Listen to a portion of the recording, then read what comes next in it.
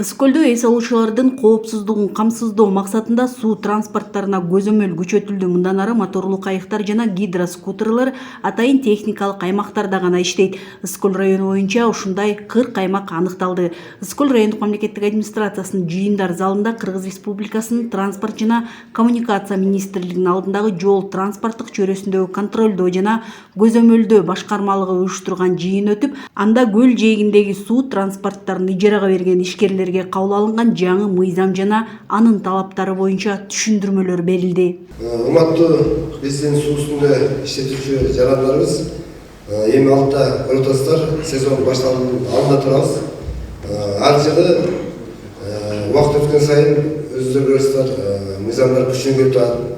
2 жылдан бери биз технический зона бөлүп бул өзү мыйзам боюнча өзүнчө туруш керек да. Бул ишкерлер адамдар түшпөгөн жерге технический зона болуш керек. Өзүнүн талаптары бар. Ошону бөлүп, быйылда мынакей 38 эмел бөлдүк. Ысык көл району боюнча технический зона. Ошол жерден баары бир эл түшпөгөн жерге өздөрү суу транспорт каражаттарын коюп, ошол жактан иш алып барышат да. Комиссиянын чечимине ылайык көлдүн жээги эки тарабынан 50 метр аралыкта кызыл, сары түстөгү буйлар менен тосулушу керек.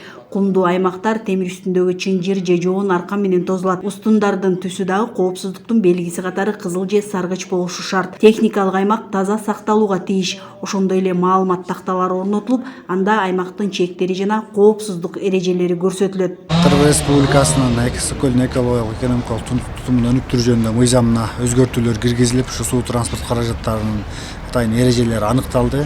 Ошол коомдук пляждардан тышкаркы жерлерде иш алып барышы керек. Жана ошондой эле эки тактуу суу транспорт каражаттарын иш алып барууга тыюу салынды. Мына ушул эрежелерди бузган каражаттарга атайын айыппулдар каралды, 5000 сомдон 10.000 сомго чейинки. Ошол мыйзамдын алкагында райондук мамлекеттик администрациянын атайын тескермечи комиссия түзүлүп, жеринде техникалык зоналарды аныктап бердик.